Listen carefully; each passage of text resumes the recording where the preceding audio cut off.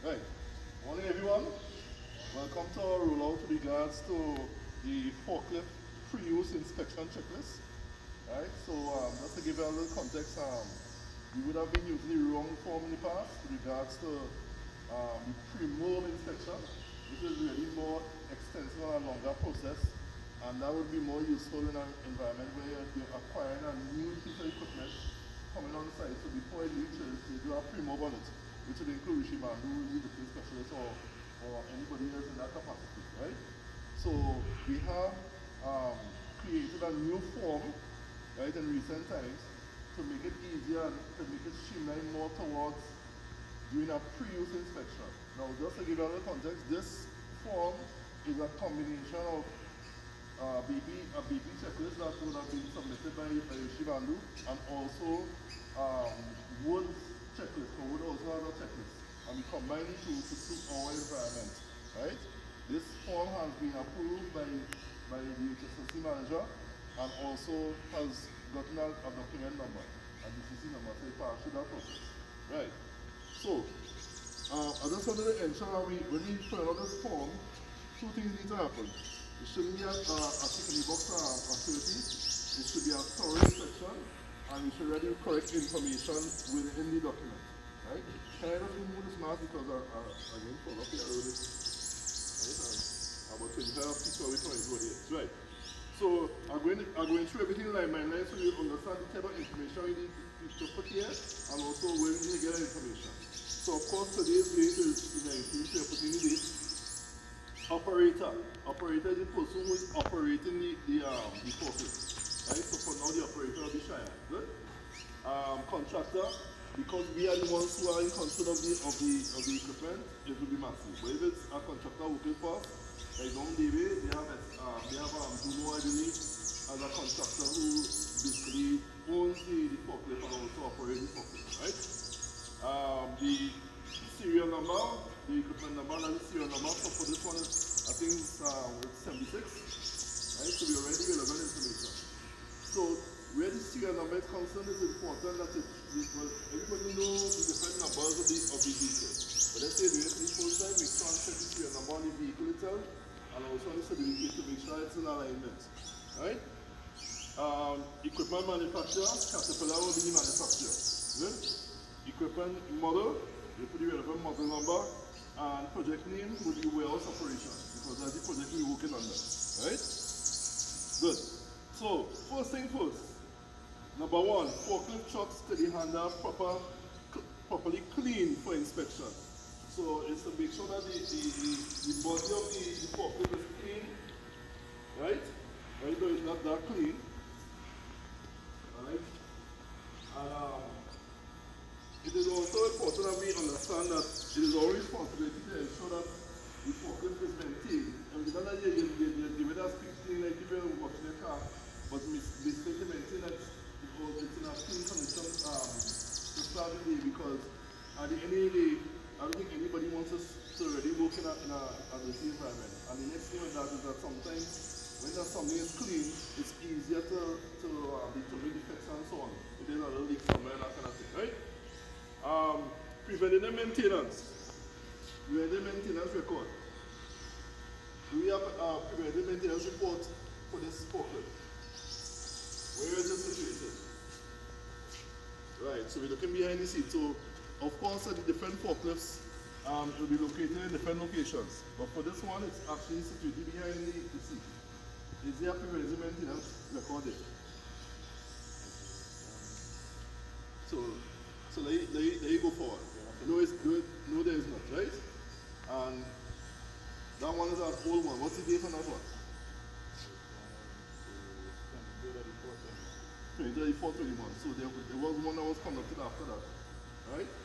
And the reason why I pointed this out is because I would have checked yesterday and realized that it wasn't updated, right? So a couple things. I mean, whenever it happens, let's say for instance, whenever the inspection is conducted and the service provider submits the report, and you are aware that it has been conducted, it is important that you ask the question, hey, I've seen this thing here in April. Where is the last report? I know that Massywood, whoever came in last week or 2 weeks ago and did an inspection or a PM or whatever. Where is the PM report? I'm not seeing that. Honestly, I've seen that full one here. So it's important when you check the document and you see that activated with your supervisor or HSC to make sure that they will get that document for you, because most likely either the supervisor, which is Savita or Kenneth, or myself and Samantha may get an email from the supervisor. Most likely Samantha and Kenneth, right? So it's important that when you check the document, and if it's not there or it's not updated, ask for it, right? So that we can put one inside it, right?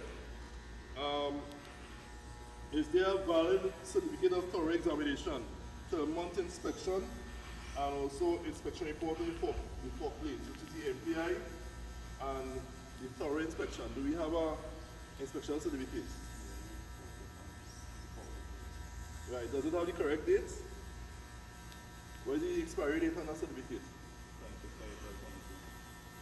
And the next one, same thing?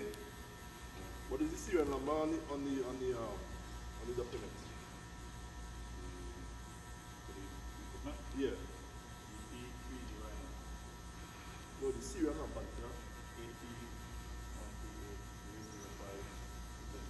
Right, so there's this forklift, right? So you confirm that that certificate is appropriate for this, right?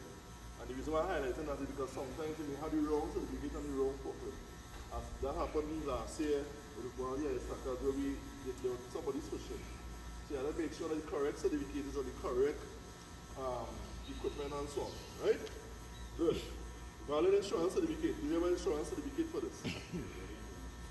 What is the valid until the 30th of September 21? So we confirm that it's in a good place, right? Now, on the form, you're writing this information. Whatever the expiry date is, you put the expiry date information. So for instance, with reference to the performance record, the PM record, sorry, you're basically writing the date of the PM, right? Yeah, the date of the service. That one is old. We had to update that, right? Yeah, but PMs are done every 2 months. Yeah, or every 500 hours. The PM is conducted every 5 hours, but they normally come and do our service every 2 to 3 months based on the situation, right? It's normally quarterly, but the PM is every 500 hours according to AM standard, right? But they're supposed to do service in terms of making sure everything is on and that kind of good. Right. And the same thing goes to the certification. When you confirm the certificate is the correct one for the particular forklift, you need to ensure to write this information in here, right? In terms of the expiry date and that sort of thing. So everybody will be aware. Please check that, especially the expiry date, and check to see that the numbers are in alignment with the equipment. Good. Is a rated capacity plate installed? Capacity plate. Do you have a capacity plate on this forklift?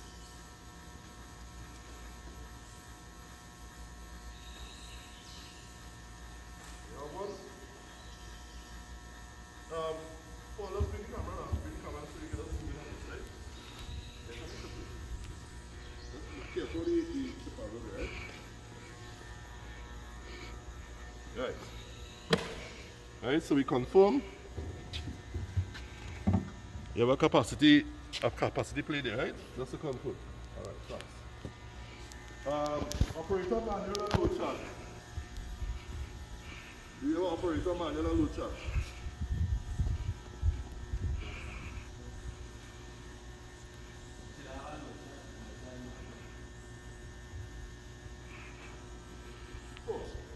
Just to confirm, we do have a manual upstairs in my office. So if you need to refer to that, there is a copy of our manual upstairs in the shelf. Just ask the HSC for it, right? You just have to work towards getting that copy, because the way the book is made up, it's difficult to make copies of it. You have to actually spread it open and that kind of thing. You want to make that? Yes.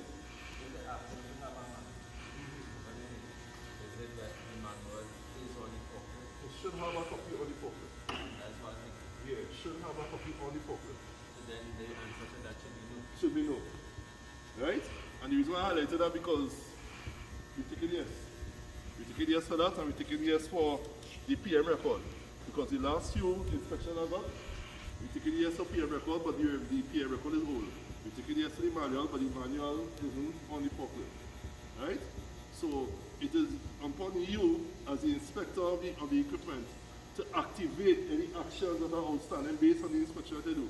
So if there's anything missing, you have to start to activate the action and say, oh, I ain't seeing this, but what going on, right?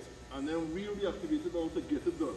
If it cannot be done, you say, no, we do not have it, and you just write that accordingly on the checklist. Good? Right. Spark arrestor certificate. So, what do you write for that? Do we need a spark arrestor? Here. No, right? It's not required, so we put NA for that, not applicable. Are the operation, qualification, and competency available? So your competence really is your forklift card, right? So Sean, do you have your card on it? Right. So that's a park on that, right? According to Wood's procedure, right? I'm trying to remember the number right now, but according to Wood's procedure, the procedure states that once you're operating the forklift, you have to have your operator card on you, on your person. Not in your drawer, not in your bag, not at home. You must have it on you.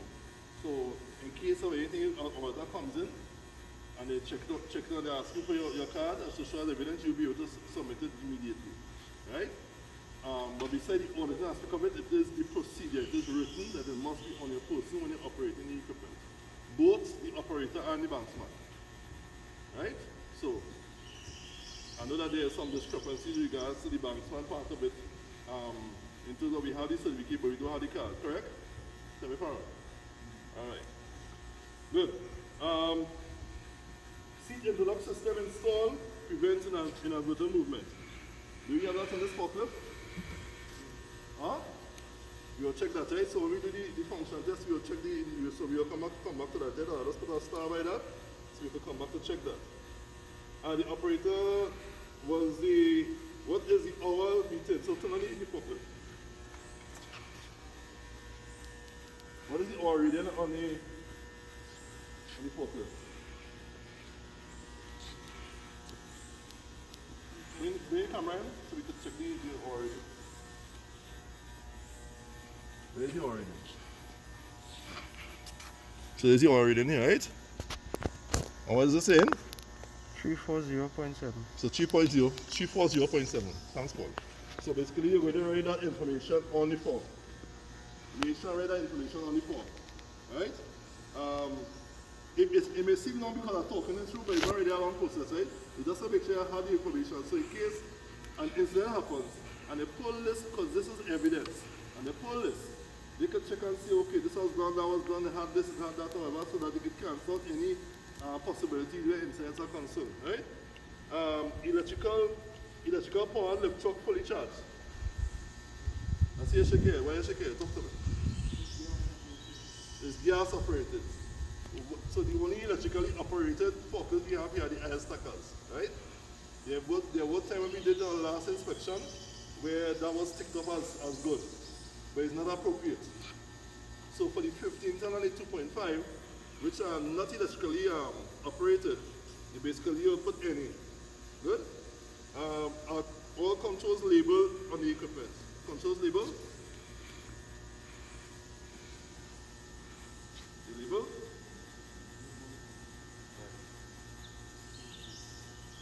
Let's see one come up. Come closer. What is that for? Yeah, see these two labels. Where is the label for this?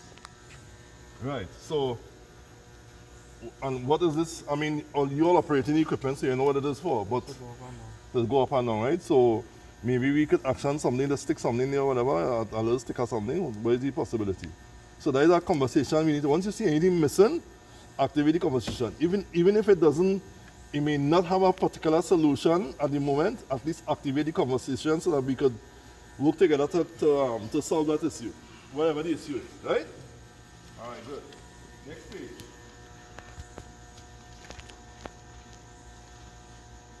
Cabin guard.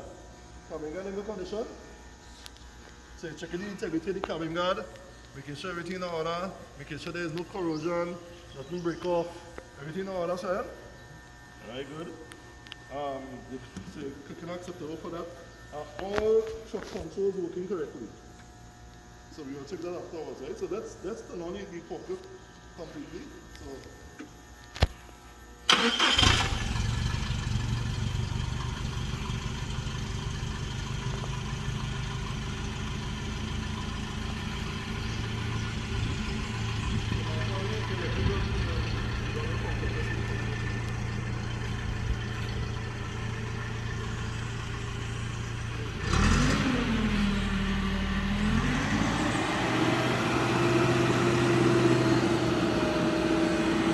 raising fast. So it's not looking forward.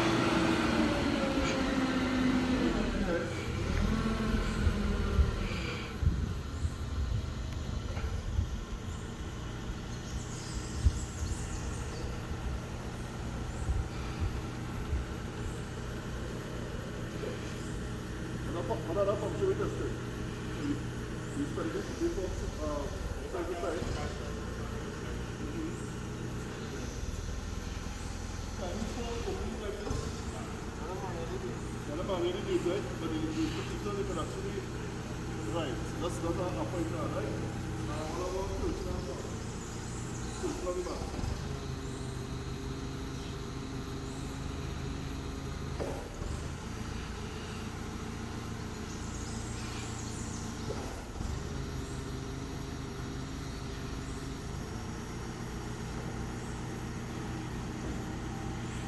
Right.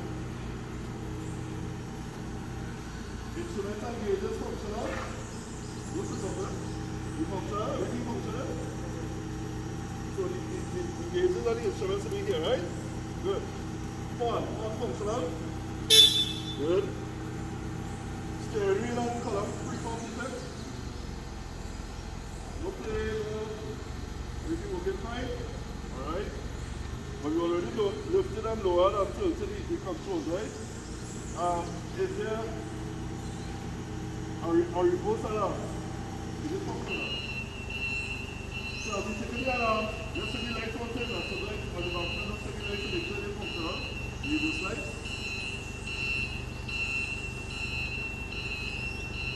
Functional. Brake cycle. Right. You have any lights on the front of the focus?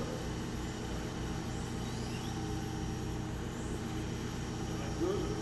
Right, so one thing that we have bypassed earlier before was the seat interlock system. And the seat interlock system really is a system in place where once the operator is out of the seat, as you all know, the forklift is not supposed to go forward. Do we have that system on this forklift? Let's test it and see. You can't test that. Huh? You can't test that. It could be unsafe. No, he's just going to raise up a little bit. He's not going to come off the forklift. It don't have that. Huh? It don't have You that. don't have it on this forklift, so it doesn't have it on this forklift, right? You sure? No, it's only 15 tons. So this forklift doesn't have an interlock system for movement. You only have an interlock system for the operation of the blades, of the forks, right? So if you off it, this would not be able to move, but it would still be able to move forward. But the 15 ton has an interlock system. Right, so it's important to know the different models and the different, yes, it does, it has one on the 15 ton, but not on this one. This one? Yes. Right. Pretty sure it does. Now, the 15 ton interlock system. It does. You can say it already. It can't move forward at all once you read up the seat. Alright, good. You see that's functional? Alright. Wipers good? I hear. It's not a wiper, so it's not a wiper. So don't pick up that as applicable. Just right, not applicable for that, right? Air condition functional? It's not functional? Right, no air condition, so it's not applicable, right? But there is one on the 15 ton. Good? Brakes, let's test the brakes now.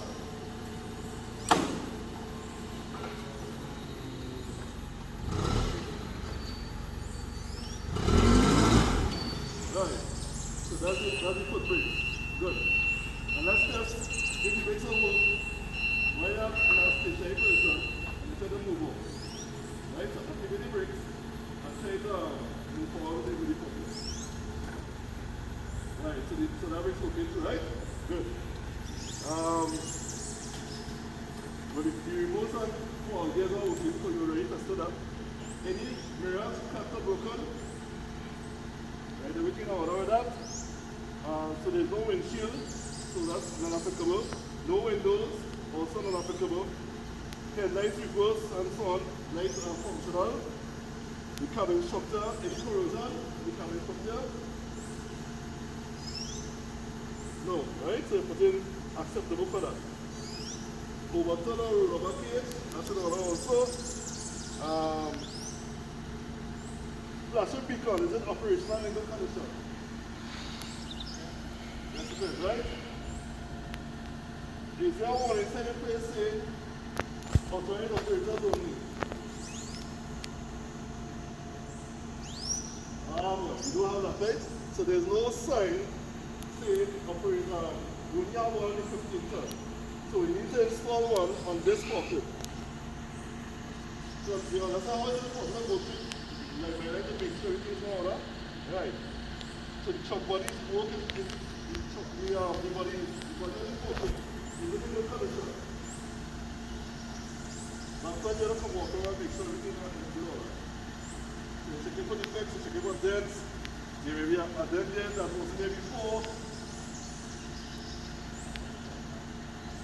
Was that there before, or you want to do that before? Yeah. Now you're only testing, so that was there, right? Alright, good.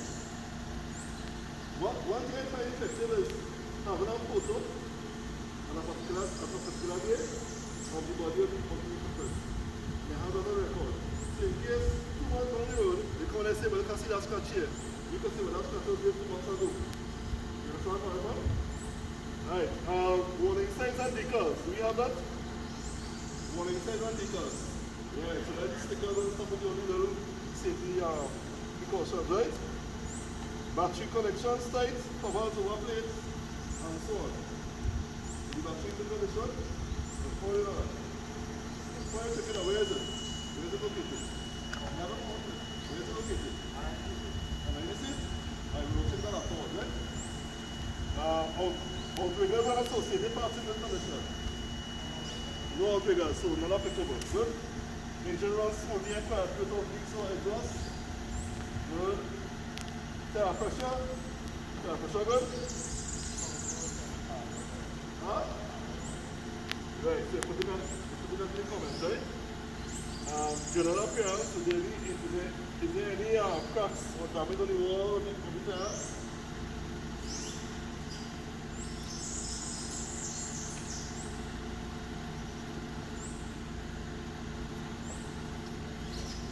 So I see that little piece of tire missing here, right?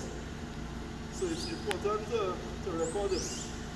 So that even though it may not be a showstopper, at least you have done a record to show that there is some sort of deterioration that started. You know, so I can find because sometimes if you don't record it and then all of a sudden you see a big junk a tire break off whatever, it may give the impression that this, so how come that happens so suddenly?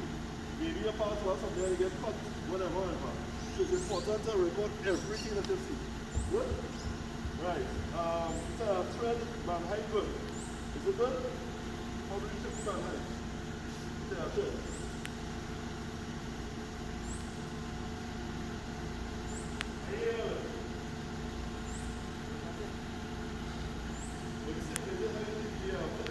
It have a marking on the tire that will tell you when it's too low. Come on. Have you seen it right there? Is that this marking here? I go right on there now. I walk in to get out on there. So I want to let us show me how you should be banned with the height of the tire. Yeah, right?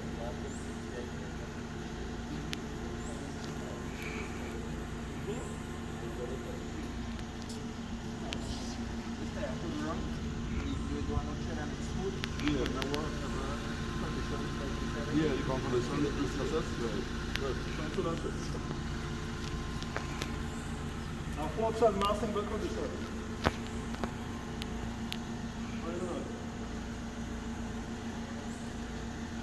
What do you look for in terms of the mass and the forks? What do you look for?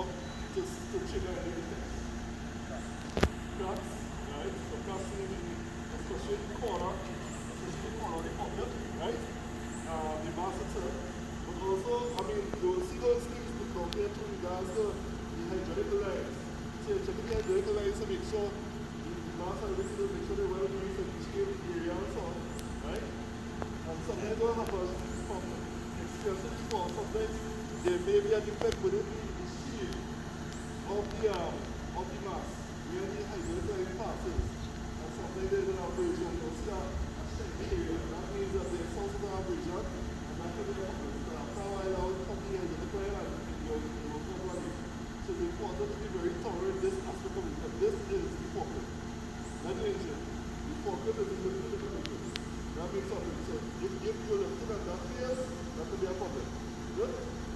Alright. So we'll see that already. Forklift, the forklift and so on. Hydraulic lines and so on. Good. And sometimes you may see something that will make you feel a little comfortable. Like say, so when that forklift, you saw that the hydraulic line was a bit warm. It was slightly bit. Highlighted. Don't memorize it. And anything that you see out of ordinary, out of normal, highlight it. You can realize that the mass of the blades and so on, and the mass are basically in a dry condition, highlight it. You're not supposed to be operating it when it's not to be used and so on. That's the reason why when we did this inspection last time, what happened was, he realized that the mass of the 15 ton was dry, the chain everything was dry. You don't have to period of time, you don't have time limit as to when that should be closed. Otherwise, you're going to shut down now and it's going to be nasty which we go. Right? So, any other questions or comments in regards to the use of the checklist? Alright, so just to close up, the checklist also has relevant standards here, which basically just for reference, so that you could, I think it's important that you like once a week or once a couple days or whatever, pull out one of our CCHC for one, where the thing are reads to make sure, because you can remember something. We are not perfect, right? Good. Where the signatures are concerned, we have three positions here. We have the Massywood operator, so now we use her, so we changed a couple things since the last time, right? So we have the Massywood operator, we put your name and signature on the gate, today. The Massywood back side, which is good, right? And also, if in a situation, let's say, for example, here today, Massywood intimacy, or submitter may come during the inspection just to verify to do an SC as to how you're doing the inspection and so on, and basically skip it all. So there are three areas here. Good? And this is how we are expecting you all to pull out and conduct the inspection. It doesn't take a year to do, it may seem on us, but at the end of the day, you need to make sure that you have thorough inspection on a daily basis. If there's anything missing on the checklist, something not sure about, please speak to your supervisor and or HSC to confirm any item that is missing.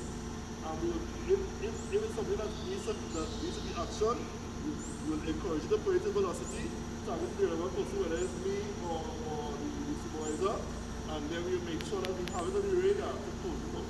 So we have a couple of things to close out here. We're going to close out the label for the authorized driver. We're going to close out the copy of the manual. We have a couple of things to close out. Correct? So, how was that? That was cool? Yeah? Alright, so thanks for your time, guys. I have one question. Yes, Shafi, go ahead.